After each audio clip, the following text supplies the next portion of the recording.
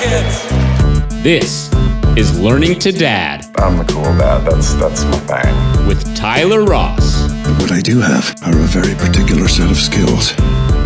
I'm gonna have fun, and you're gonna have fun.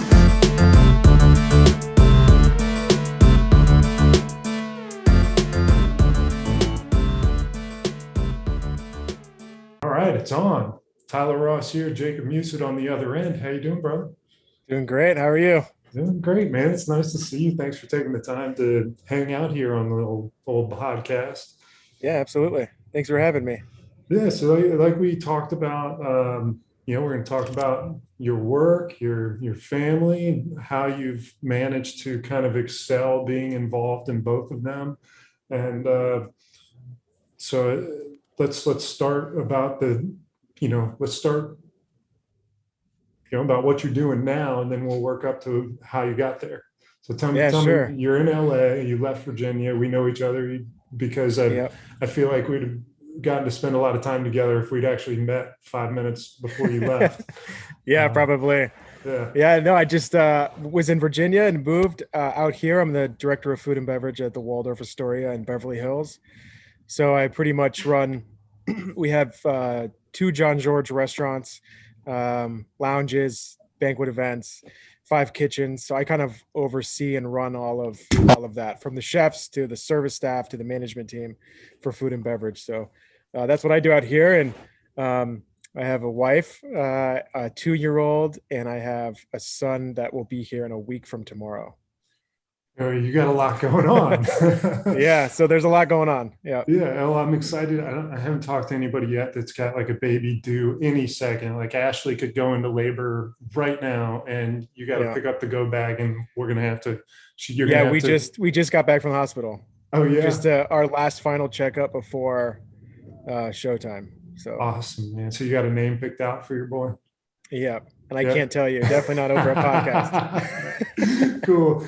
Well, so tell me, Beverly Hills Waldorf Astoria, food and beverage manager, you've got all these people that you're accountable for. I got to know how you end up getting into that position, because that sounds like a really high level position.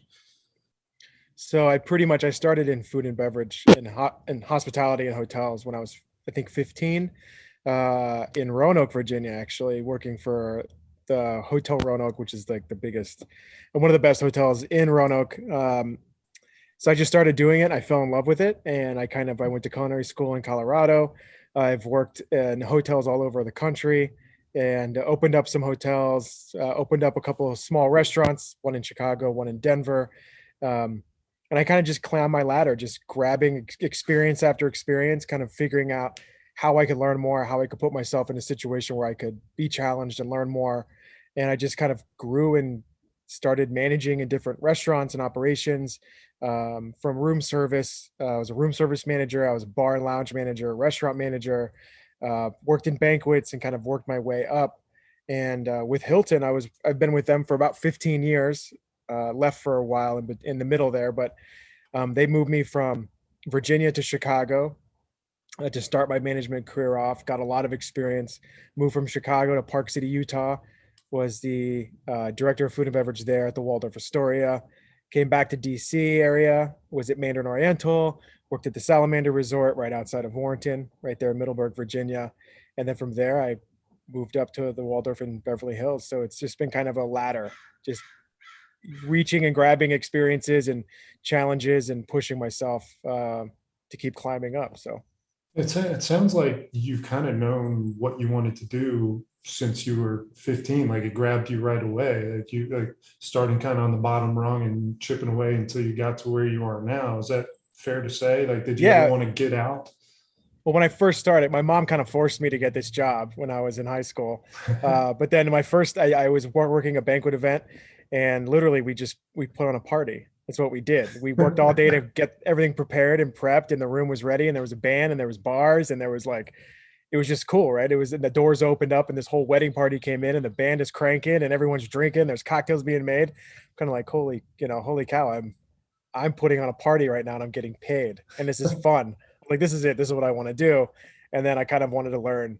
I just kind of started growing and getting more exposed to all kinds of different stuff in hotels. And Yeah, I mean, I serve celebrities. I have people like A-list celebrities call my cell phone all the time, looking for table reservations at our rooftop. And it's at the point now where it's still fun. Everything I do is fun. It's challenging. It's hard. It's demanding. I work 12-hour shifts, 5-6 days a week, but it's so much fun. And that's why I'm in it. And that's why I'm still doing it. So tell me about like the climbing that ladder. I'd imagine you've got a lot of peers that, you know, like UPS, if I understand that if you want to be an executive vice president, you got to start on the truck delivering packages. So you got to kind of see how the hot dog gets made before you can run the entire show. Like, you feel like that adds a lot of advantage to your experience in food and bev?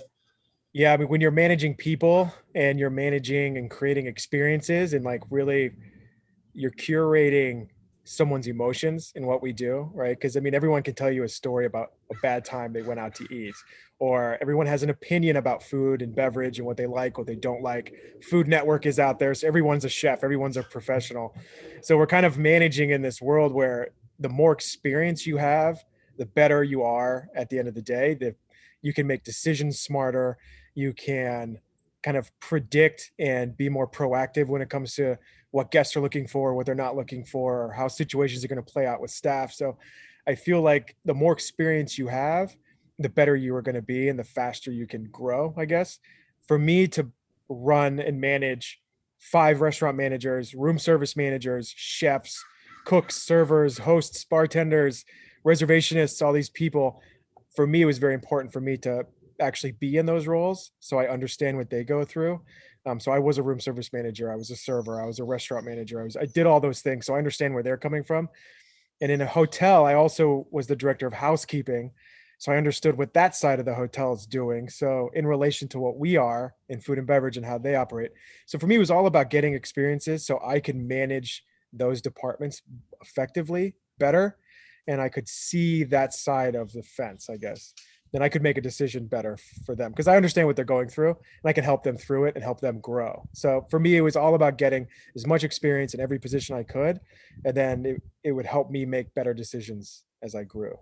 That's really cool. And it makes perfect sense to me too. Like, what was your first felt like your first big position in hospitality, food and beverage hotels? I was assistant in-room dining manager for the Hilton O'Hare in Chicago. Gosh. So knowing what you know now, what would you tell yourself then to have made you better? Suck it up. Yeah. Yeah. Yeah. It was, well, when you're young and you're in this business or in any business, you want to grow fast. And it's hard. It's not easy. It's hard. You have to when your overnight room service guy calls out, you have to come in and work the shift, right? Because there's probably nobody else you're going to get. And it's hard. So it's kind of, I was told by my director of food and beverage at the time, this was a long time ago, but he said, you have to go through the gauntlet to get to where I'm at. And it was challenging. It was hard, but just suck it up. Yeah. I think that's probably what I would tell myself. Yeah. Cause it wasn't easy. It was very tough. You were going through line level management in a hotel like that. And it is a competitive city like Chicago. It's not easy. You have 1,500 room hotels or 1,500 guest rooms in the hotel. If there's weather anywhere in the country, it affects that airport. So we would go from having 100 guests in the hotel to 1,500 rooms sold out, all looking for somewhere to eat, all ordering room service. And it was a challenging hotel. But it gave me a lot of experience. I would just say, suck it up and pay attention. Yeah, that's unbelievable. That kind of thing doesn't even occur to me. So was Chicago probably the most challenging, that kind of circumstance? That hotel was, I mean, every hotel has its own circumstance and situation and challenge, but that hotel was the volume of business that would turn on a dime. We had this is a funny story, but we had one weekend where there was bad weather across the country. The airport was shut down. There was a tornado that hopped over the runway. So everything was shut down. The whole entire area lost power. You couldn't get in an elevator to go to the 13th floor, 14th floor. So we had 200 people sleeping on the floor of the lobby. We had it was just this crazy situation where there was 100,000 people in this airport and had nowhere to go. So we had we didn't have any power, so we couldn't cook because we couldn't turn the gas on, because we couldn't turn the hood system on in the kitchens. So we're making sandwiches and salads for thousands of people trying to make sure people get fed in the lobby of the hotel. Yeah, there's different, different situations. And that hotel it was very unique. It was a cool experience. So it sounds to me like, despite your really, on a business card, really impressive, resume and title, that you have to be willing to go in there and like get your hands dirty. So can you speak a little bit about the ego in the industry and where that needs to be successful? You have to be confident. That's for sure, I guess. I mean, when you're making a decision right now, I hope it's not too much ego, but you have to be confident when you're making a decision that potentially affects 200 employees, and then it'll affect a guest or a number of people that are paying thousands of dollars to stay in the hotel. And, your decisions do affect a lot of things, and they do make a big impact. So you have to be confident. I hope I don't have a big ego. I've always worked with a lot of people that have egos, that, a lot of executive chefs over the span of my career, and they work really hard to get where they're at and to get that title. And I think there's some ego that is rewarded when you get to that point. For me, I make a mistake every day. There's always something I can do better. So I hope I don't have a big ego, but you have to be confident for sure in order to be able to make a decision on a dime. If something happens, you have to act. And I think if you don't have any confidence, it's going to be pretty tough to do that. So is that confidence born out of experience, or do you fake it till you make it? Or how do you think you get to that level of confidence? I've tried to fake it until you make it. I didn't make it. I've made a lot of mistakes. I've made a lot of decisions I shouldn't have made. But as I grew in my career, you learn and you make those mistakes, and you make those decisions that didn't work out, and you just learn next time you have a situation similar to that. You pull your experience and you pull those life decisions out of your hat, and you make the appropriate decision to hopefully it works out better in the end. And I think I've done that. I've worked with a lot of amazing people and a lot of great leaders that have a different style or a different way of doing things, and I've kind of pulled a lot from all of those individuals to kind of create my own leadership style. Mm-hmm. So yeah, just between learning, making mistakes, learning from a lot of other people and their mistakes, and and then making my own decisions later. So yeah, I think over the span of the last almost 20 years in this business, I've learned a lot from a lot of different things. So when you've got to own a mistake and you got to report to, I guess it's the general manager that you might report to, like how do you approach a general manager? How would you recommend to somebody, that you're grooming for your position, report to a general manager a mistake that was made by your department? Own the mistake 100%. You shouldn't be, you could be disappointed in yourself, but you shouldn't be ashamed or embarrassed that a mistake happened or something happened out of your control, or you made the wrong decision, because it's going to happen. No one's going to hire Tyler Ross to be flawless and never make a mistake. You would just play the stock market for a week and you'd be fine. So, I mean, it's not realistic. It doesn't happen. So if you go in and you own the mistake, it's like, for me, the kind of analogy of you could steal a cookie from the cookie jar and wait for your mom to find out, or you could tell your mom, hey, FYI, I stole a cookie from the cookie jar. It'll be less severe, right? So I kind of, that's how I look at it. If you make a mistake, own it, learn from it, and just don't make the mistake again, but be honest. Have you changed the way that you come back from your own setbacks versus a younger man to the mature man that you are today? Yeah, I think, what I just said, I learned that probably the hard way in a lot of different situations. But I think younger me, I would have taken a whole cookie jar and I would have hit it. You know what I mean? But now it's, I want to, if I make a mistake or if something doesn't go as well as it should, I really want to understand why. I've become a lot more analytical over the past 10, 15 years, whether that's looking at the financial side of the business or just understanding a promotion or event that I did and what I could have done next time. I want to know what I could have done better, and I want to dig deep so I don't make the mistake again, or I can, and my staff, my managers learn from me as well. I want to be I don't want to hide anything from them. I want them to see that I can make a mistake. And I don't know if I would have done that 10 years ago, or have been more intrigued with trying to figure out why something happened. But I think it just kind of happens. I don't know. No, I get Does that. that But make sense? all the talk about cookies makes me feel like we got to give a shout out to Red Truck Bakery with Oh, you yeah, did you rocking see the that? hat right now. Yeah. Well, I said, if I wear this hat, maybe they'll send me the I think the pumpkin muffin recipe. You hear that, Brian? You got to send Jacob the pumpkin muffin recipe, and you'll Yeah, distribute please. it throughout Hilton, probably. I can't do that. It'll be in my house only on the holidays. I'll probably bake it off more than he does. There you go. Brian Noyes, send me the recipe. I'll forward it to Jacob, and we'll keep it all in house. Yeah. So in addition to learning from experience, do you have other ways that you learn, reading books, watching videos, going to conferences, things like that? Yeah, I had a general manager maybe 13 years ago, and he was kind of obsessed with reading leadership books. And so then I kind of I started reading a book by Jim Collins called Good to Great, which is a great read. And I read all of his books, and I kind of started looking for other books. So I do read a lot of books.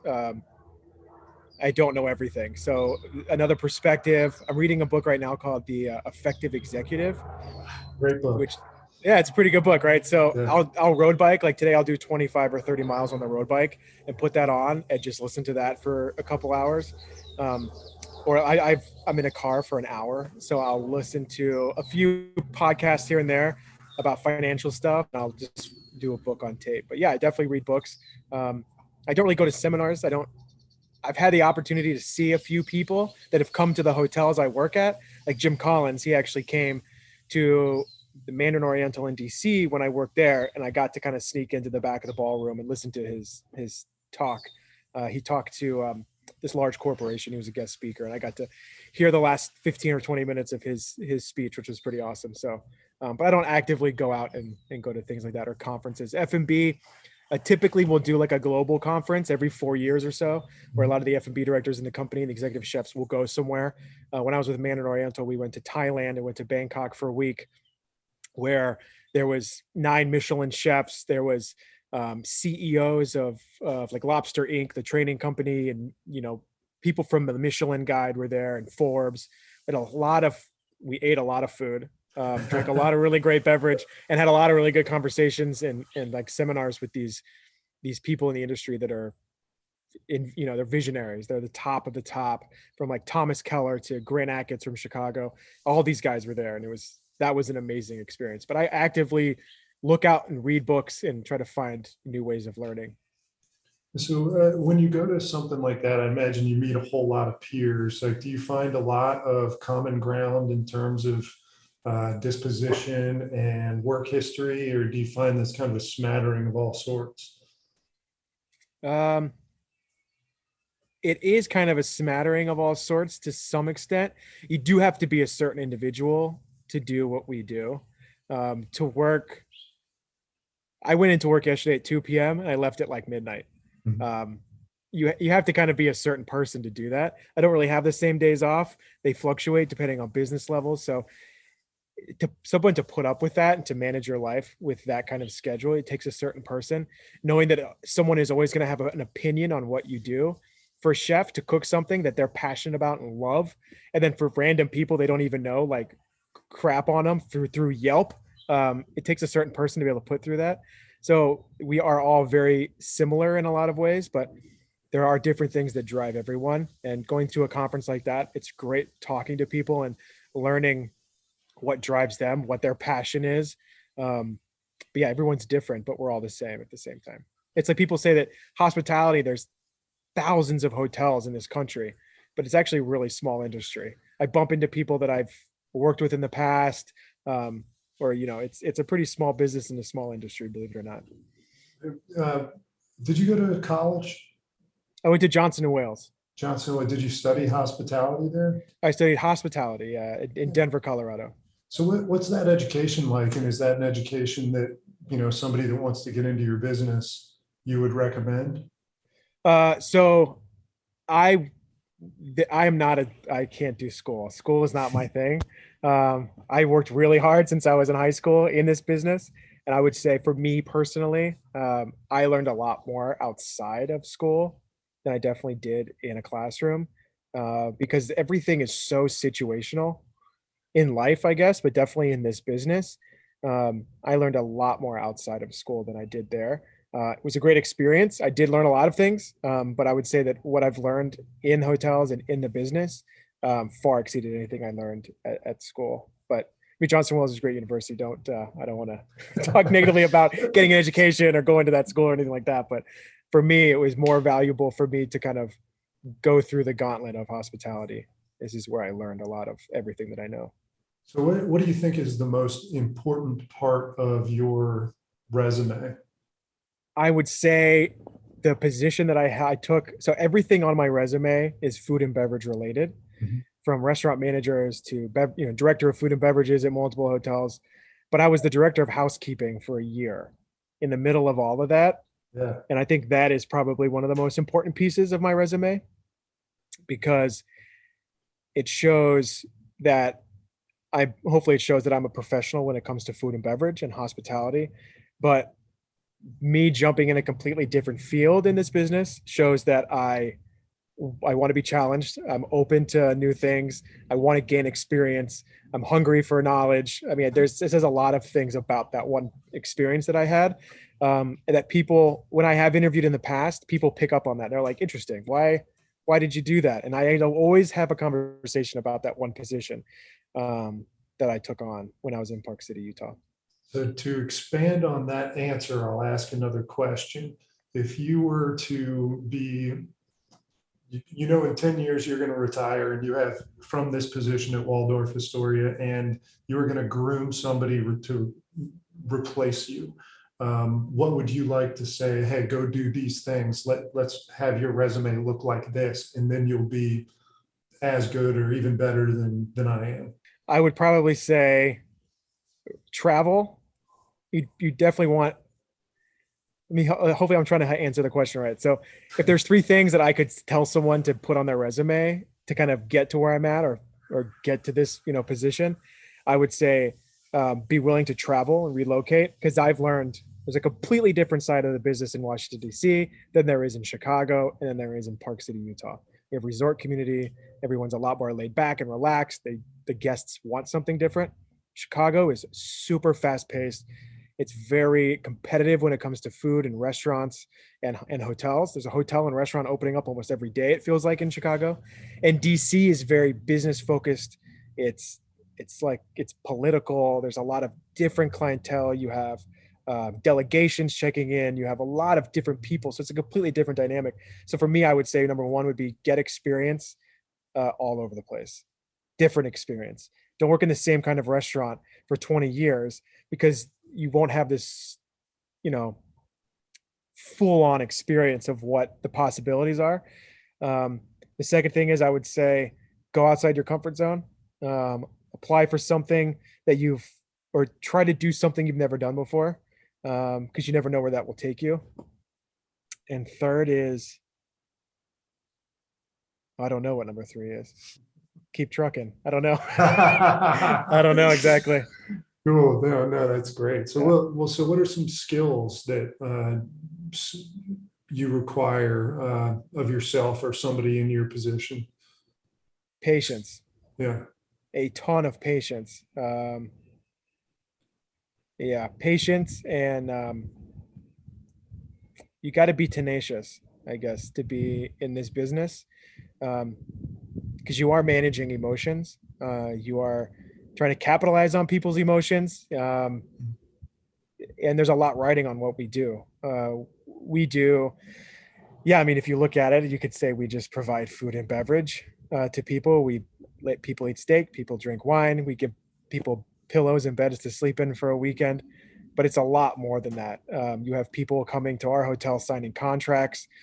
We have people that get a cabana that just signed a recording contract for the first time in their entire life. We have people that are getting married. A little girl dreamed about this day her entire life, and here it is. And I'm in charge of making sure that everything goes off without a hitch for that event, or my team is. So I totally forgot what your question was. Just the, What was your? the skills that you would Oh want yeah, that you have that make you good at your job. yeah. So be passionate, care. Be patient, but definitely you have to be passionate. You have to care. You have to really want to do a good job. You can't leave anything on the table. Um, but patience, yeah, like I said, you're messing with everyone. You're kind of playing with everyone's emotions, and it's not always going to go the right way. But you have to keep your head up. You have to keep moving through, everything. Anything could happen. Anything can change. It's a crazy industry.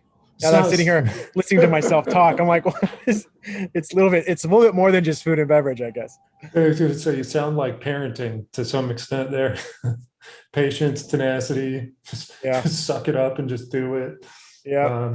So with all this, I mean, do you ever get burned out? Yeah, for sure. Absolutely. During COVID, that was pretty tough. We all worked every day almost. Yeah, I mean, it's a lot of hours. You do get burnt out because when people are partying and people are having a good time and your friends and family are partying, like we're working, putting on the party.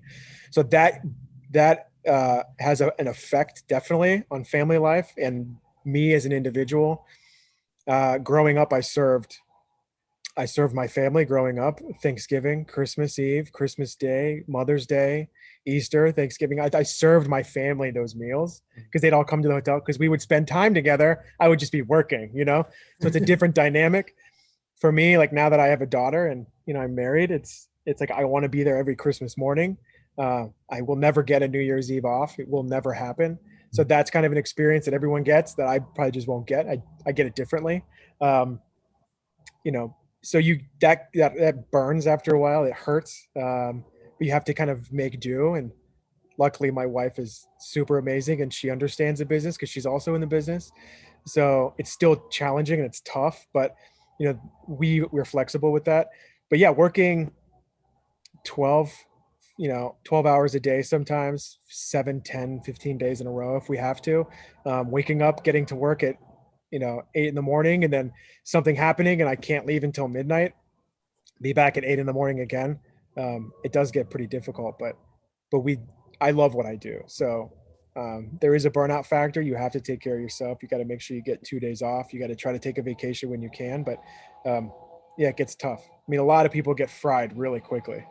Yeah. And your I guess advice to the burnout is take a couple of days off, reset, go do something different, so you can come back a little fresh. Mm-hmm. Yeah, and also I think if you're really getting burned out a lot, really consistently, there's something wrong. Yeah. Right. Either your organizational structure is wrong. You don't have the people that you need to get the job done without you doing it yourself all the time, or you're just approaching the situation wrong. I mean, there's a lot of reasons why things happen, and sometimes a lot of people just they'd rather do it themselves, which isn't always the right answer, and that will lead to burnout pretty quickly. Talk to me about ambition, about from when you started to where you are now, and its role in getting you to where you are and where you want to be.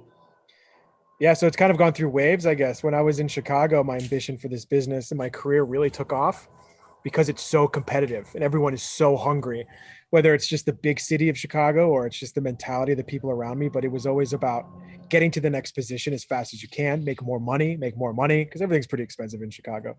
It's very aggressive there. I felt it was, and very competitive. So that's kind of like, it jumped me into the mentality of like, I want to be a GM of a hotel. I want to be the director of food and beverage. What do I need to do to get there? Let me build a 5-year plan. I got to figure out how I could get there faster. What do I need to do? And then it kind of like rolled through, I guess, waves where I went from there to Park City. And in the beginning, it was very intense. I was very intense because I'm coming from Chicago, just a different pace of life. And I was at Whole Foods and the lady was checking me out, just taking her sweet time in Park City, this little resort town, checking me out.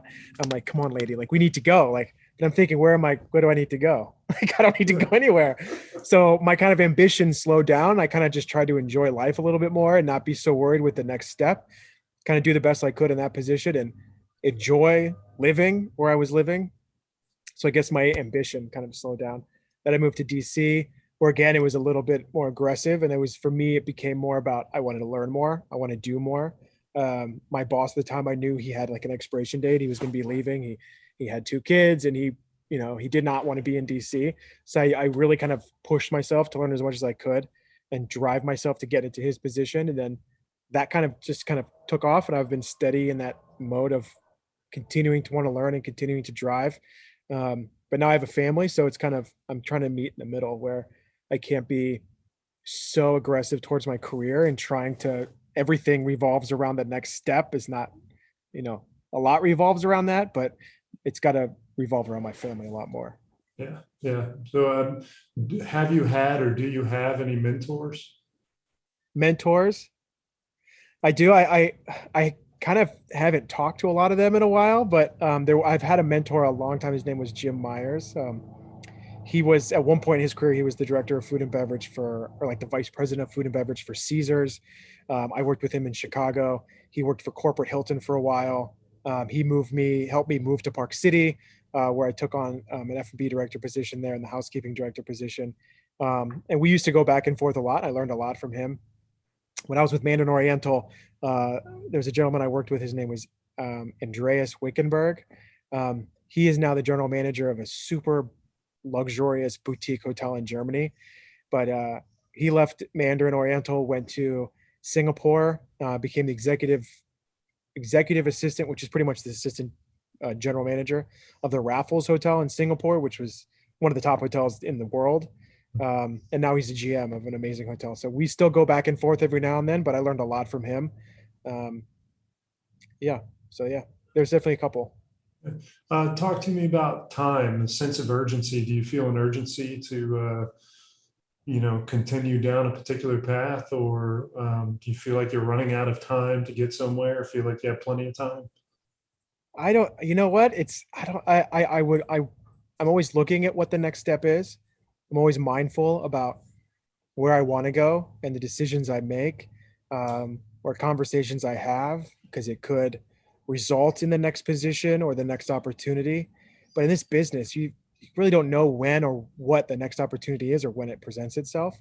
So having conversations about my future is always important, kind of having a game plan. But a lot of ways in this industry, I don't really control 100% of my destiny, because the perfect position could open up next week in Bend, Oregon. And, someone in Hilton could call me and say, we want you for this position. That wasn't planned, right?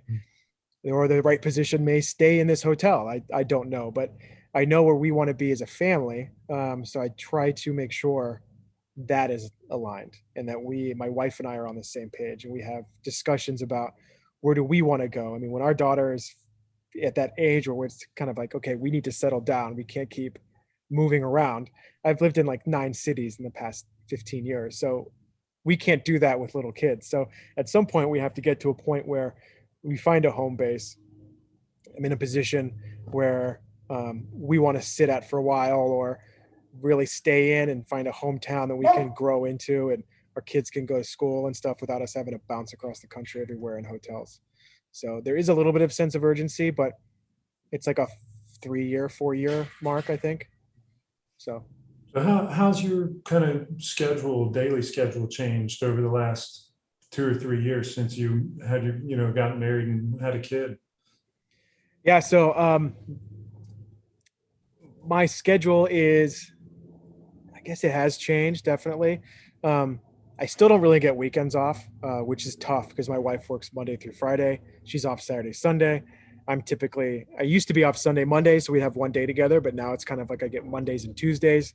So we don't have a full day as a family to do stuff. So that kind of throws a wrench into things. But my daily, I leave the house at 7, I get to work at 8. I'll be a lot of times I'm leaving the house before my daughter even wakes up. And I try to get off work at 6:30 or 7. And I come home, I rush home for bath time. And then I'll do the bath time and I'll put her down.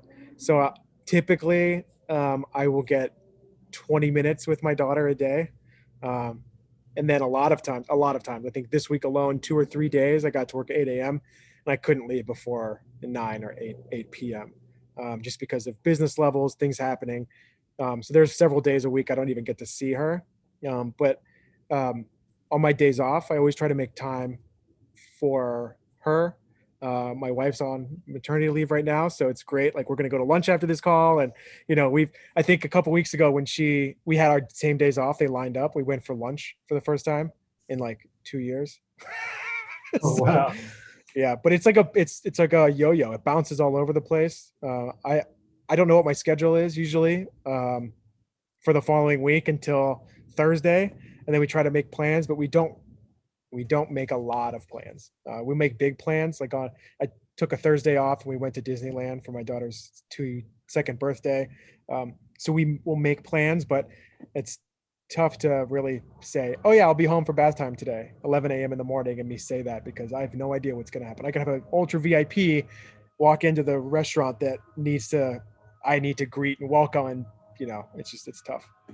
Yeah. So with Ashley, your wife, having worked in this industry, you find that she's far more understanding of your schedule than anyone else would likely to be, or maybe your peer spouses are. Oh yeah, absolutely. I mean, she totally understands. Doesn't make it easy, for her or for me, but she understands what it takes to do what I do. We don't have 9 to 5s and weekends off together and all that stuff. So, but she understands the business. She's currently in the business, so she works full time and she takes care of a 2-year-old at the same time, working from home. So she's crazy busy. But yeah, she understands. We worked in the 2 hotels together. So she understands an F&B director, and she understands what the position entails. Our busiest time is when people are eating. So it's tough. Holidays are busy, so she understands, but it's not easy. I mean, I have a lot of friends I have a friend that's on like their 50th girlfriend because they don't get it. Like, what do you mean you have to work every single night? It's like, well, who am I going to go out with? Who am I going to have dinner with? Who am I going to go get cocktails with? This isn't working out. Right. That kind of happens. So, Yeah. So do you anticipate that being pretty consistent over, with your next baby coming and for the years to come, or do you think that'll change? Well, I think in my next position, I've even had this conversation with a couple of people that, priorities have changed, and it's not about, it's setting the expectation, right? So my wife and I've had this conversation multiple times. If the next position I take, the understanding and the expectation needs to be there where it's, okay, I'll do whatever it takes. That's not the expectation. I don't work to work, I work to live. So I want to be able to have a position, and my superior understands that I need to have family time. I need to be able to take time. I can't have 6 Sundays off a year when that's 6 days I get with my family. Like, that doesn't make any sense. Like, I'm not going to do this anymore if that's what happens, So the next position, or as my career grows, ideally there will be more time opened up for my family. Yeah. What's time like now when you spend time together? Time like right now, we go to the park. I mean, we live in Santa Clarita, so I mean, it hasn't rained since February. It's been between 70 and 90 degrees every single day and sunny. So we always have this time outside, which is great. So we're in the backyard. We're watching a movie in the mornings. We're going to, we have Six Flags down the street. So we're going to try to get season passes to Six Flags, do that a bunch. We have a neighborhood pool. We're going to be going to the pool a lot. But just kind of like hanging out and just winging it, and whatever little Ember feels like doing, we kind of try to do that. And then when she goes down for bed, Ashley and I are, we cook dinner, we relax, we hang out, we'll go to the fire pit outside. We're watching Vikings right now. We're in season 6. So we're like glued to Vikings. So we'll just like sit down and we'll get like hooked on something like that, and like just joke around and laugh and just relax. So I mean, she's so busy. I mean, she's due next week on Thursday. So between doing that, working full time, having a 2-year-old at the house without daycare for a long time, I'm exhausted. I get off from work, and she's even more exhausted when she gets off from work. So for us, it's just hanging out, and relaxing. Oh, that's great. I've heard that show's great too. I'm gonna have to start watching that show. Give it a try. We need a new show. It's crazy.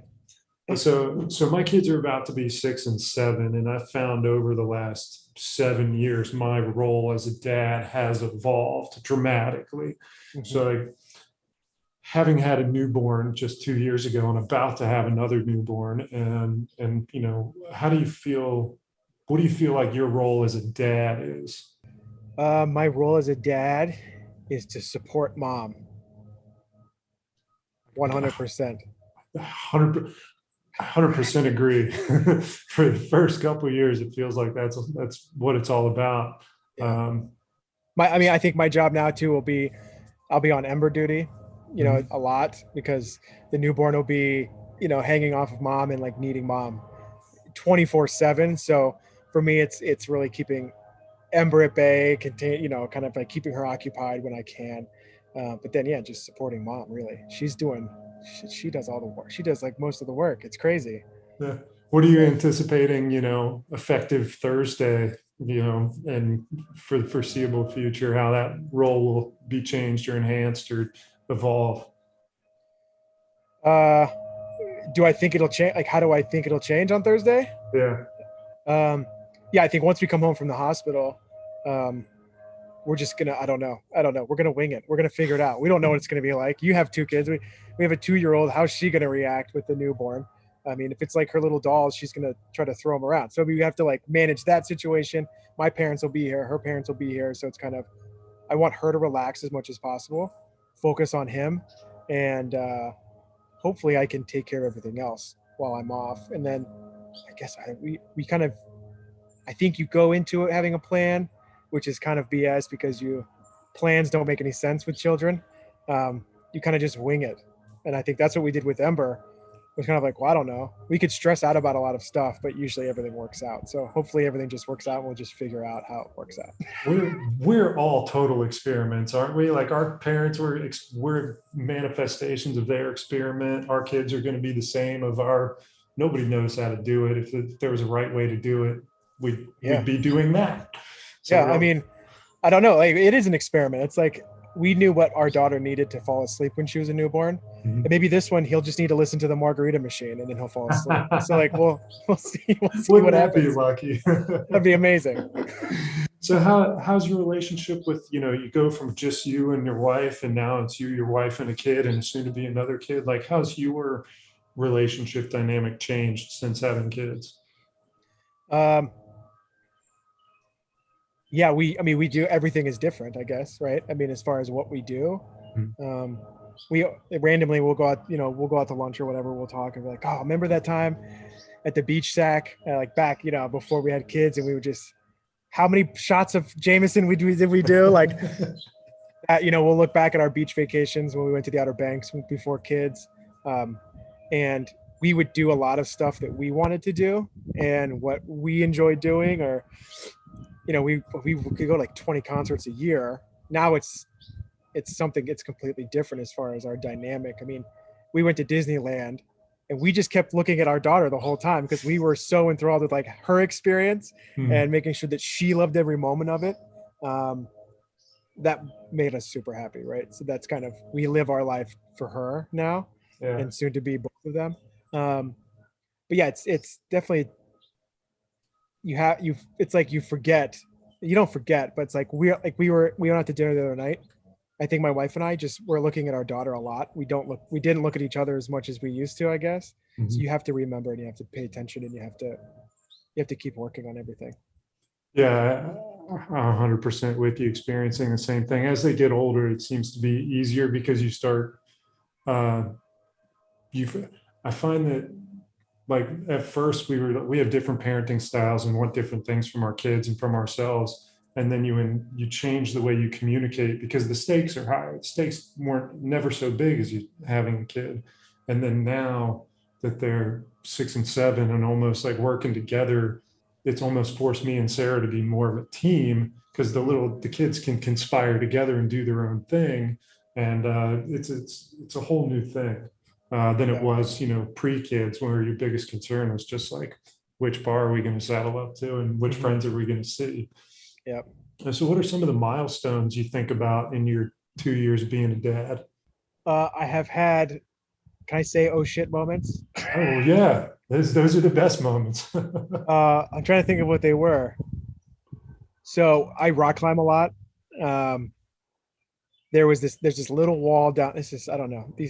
There's definitely bigger milestones. I can't think of them, but she climbed this little wall by herself, which is like 4 feet, and she got to the top and she was like this. I was like, holy shit, she can like climb things. Like for me, every now and then there's just kind of like, oh, holy shit, like we made this. Like, how did this happen? Like, you know what I mean? Like when you left the hospital for the first time, there's that oh shit moment of like, what, people around us are like letting us go home with this. This is insane. Like, because you have no confidence in what you're gonna do.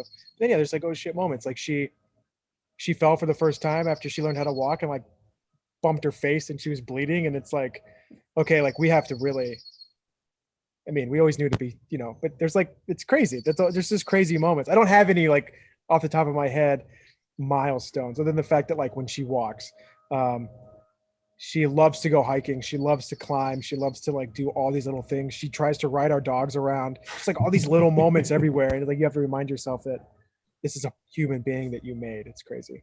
So what do you think was most unexpected? Something you didn't see coming? I should have asked you for questions before so I could think on them. That'd be no fun. Things I know, right? Things like that I wasn't ready for. Yeah. I don't know. She's just so badass. She's just like, she's so awesome. Like she won't drink her milk unless she cheers everybody in the room. You know what I mean? Like she's just so happy and so bubbly. It's not like in the beginning of having an infant for the first time, it's kind of like, geez, like why? Like, so there's moments where you're just like, why? Like, why? This is brutal, you know? But now it's like not like that at all. Like, yeah, she has her temper tantrums and stuff, but for the most part, she's trying to run around in the sprinkler and like toast people with her milk, and like she giggles the entire time. Yeah, I don't really know. I don't. Yeah. You see, can you even at 2, do you see these little expressions of you or Ashley? Yeah, she side eyes me all the time. Yeah. She does that a lot. She's getting really good at her little facial expressions. Yeah, she's like me in a lot of ways, but she's like her mom in a lot of ways too, for sure. So, yeah. So how, you know, with Ember growing up, how do you feel like your role? I mean, you said right now it's 100% support mom, but how do you feel that your role is going to change over the, you know, next 16, 18 years? I want to expose my kids to every single thing I possibly can. I was watching a video the other day of this little kid, like super small little kid who was catching a fish, and it was a giant fish, and the dad didn't move. He didn't like, this kid had this like 4-year-old had this huge fish online. And if that was me, I was like, oh man, I would have run over there and like helped the kid, right? But this dad didn't do that. He sat there and he kept videotaping, and this little kid reeled in this fish and brought him on the boat all by himself. And I'm kind of like, I want my kids to experience stuff. I want them to have to do a lot of things for themselves. I want to put them in, get them in situations where they learn and they are proud of accomplishing things independently. But my role is, yeah, I want to support them. I want to expose them to different things. I don't want to be the dad that like always sits and watches TV. I want, you know, we have the Chariot that goes behind the road bike, and I take her out all the time, hiking all the time. I want them to travel. I want them to see stuff. So my role is really kind of like just to help guide them and give them experiences. So what do you think you're preparing them for by doing that?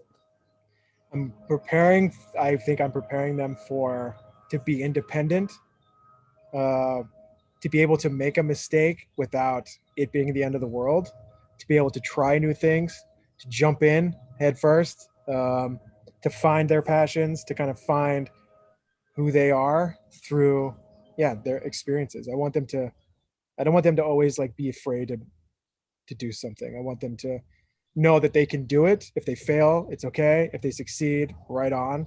But I want them to go for it.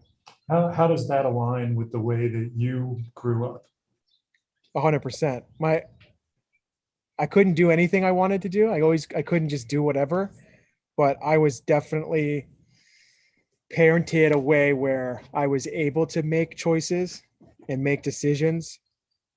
Um, and I was able to fail, or I was able to succeed. And I had enough freedom to where I wasn't like dying to escape my parents. I could go hiking. I could,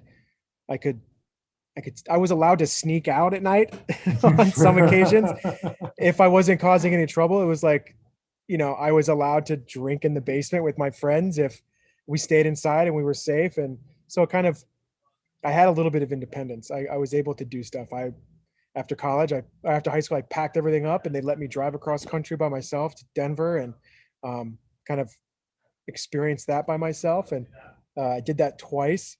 My dad took me on vacations. My dad and I went skiing across the country all over the place while my mom and sister went off and did their thing. So I was exposed to a lot of stuff.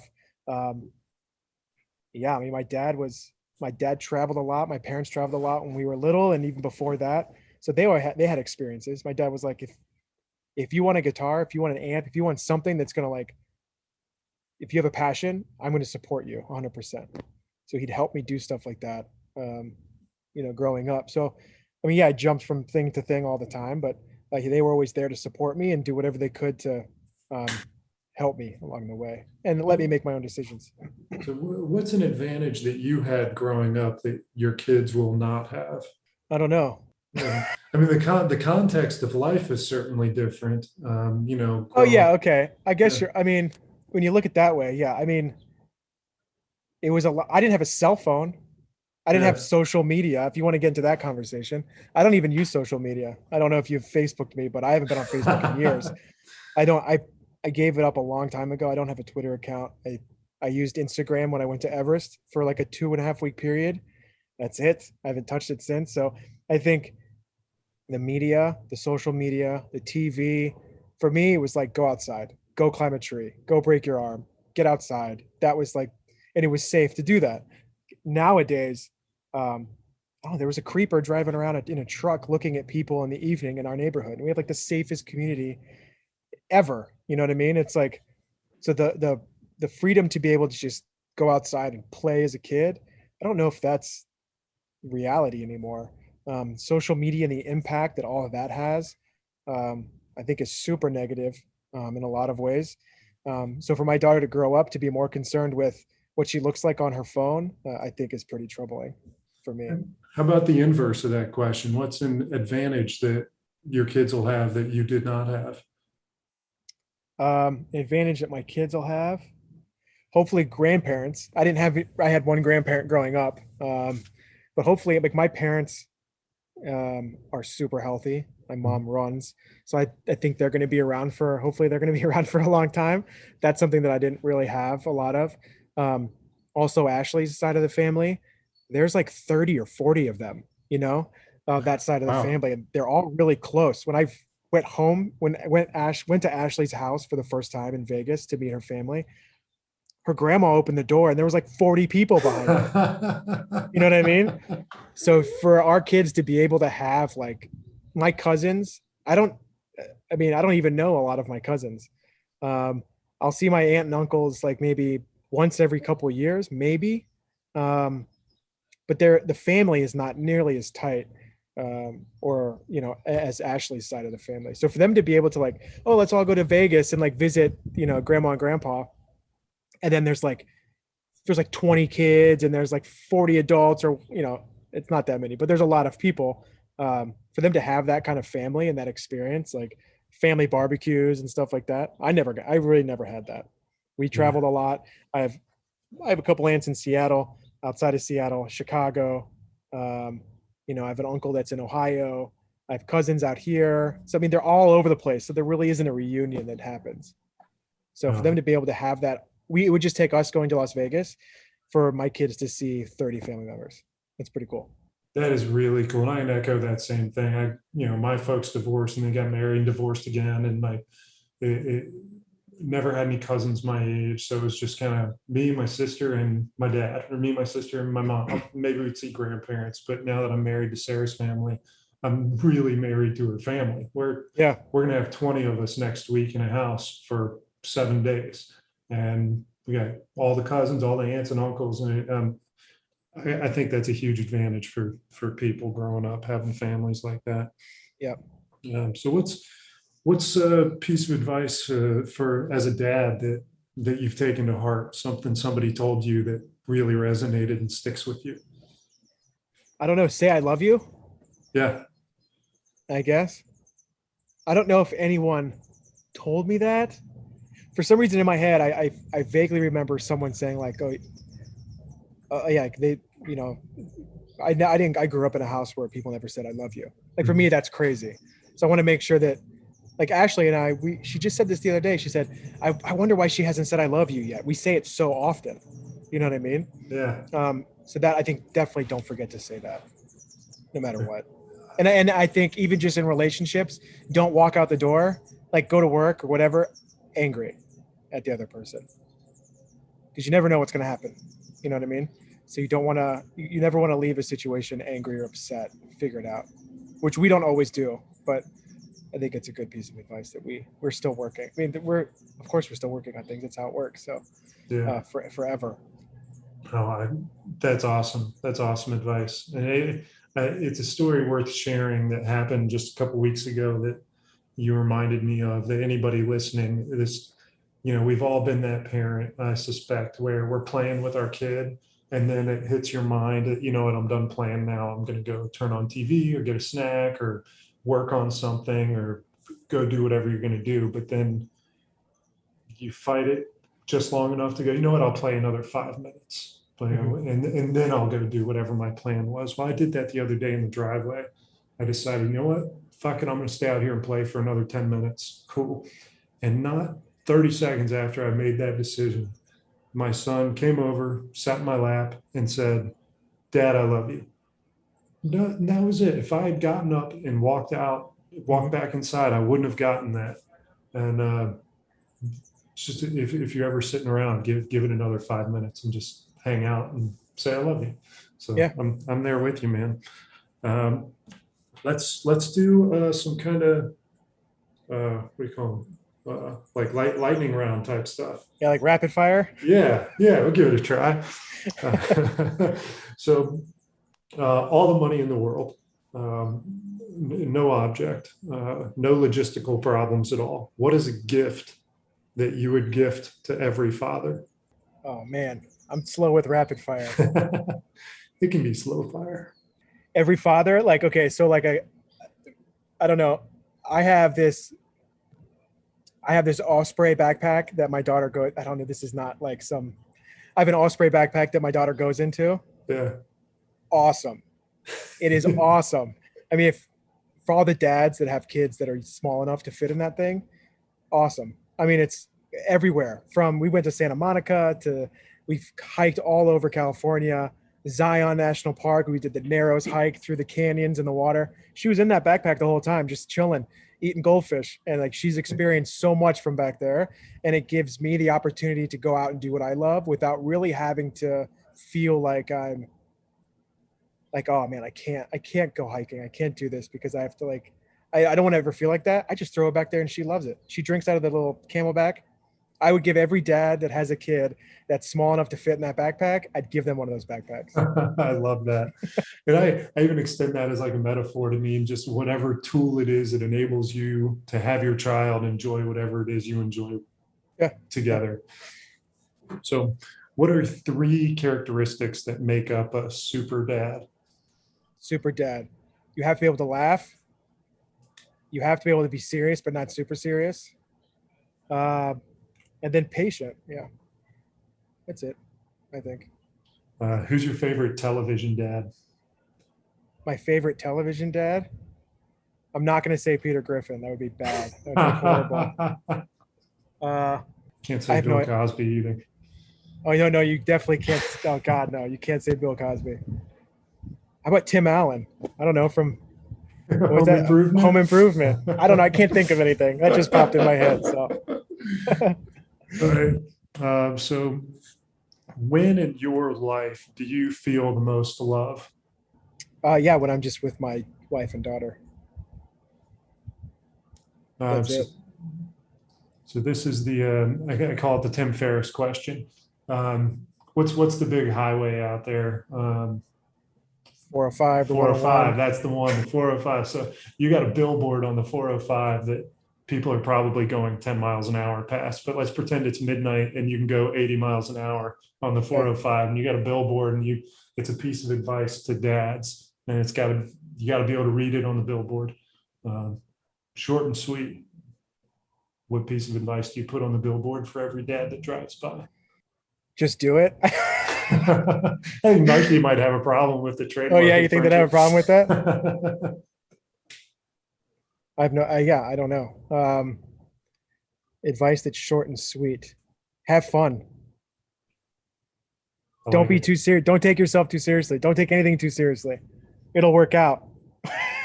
I like it. Do you have to take that advice sometimes? Yeah, for sure. Yeah, you can't.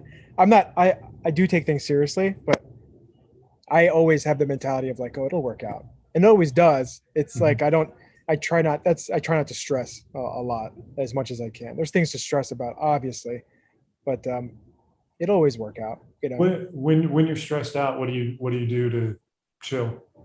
I vent to my wife. Yeah. To chill out though, I'll just like work in the garage, go for a bike ride. I take the dogs for a walk every night. I try to in the morning. That doesn't happen all the time, but in the evening we go for a good like 2-mile walk in the evening with the dogs just to like chill out. But I don't really get stressed out very frequently. During COVID, it was like a different story. But like I'm a pretty chill person, I think. All right. So what's something that's on your not to do list as a dad? Something you never want to do? Something I never want to do. I don't want to force them to do something they don't want to do if it's not needed. Mm-hmm. You know, if my kid doesn't want to play piano, I'm not going to like force him to play piano. Like,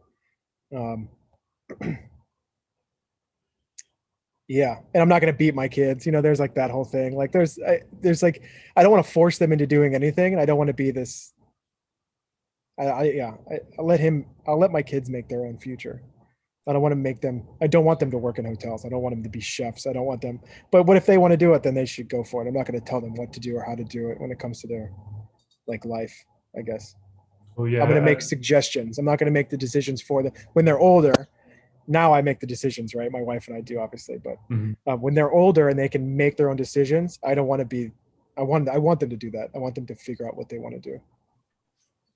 Do you think it's fair to judge a parent based off their child? No. Yeah. Yes. No. It's a weird question, right? It is a weird question. I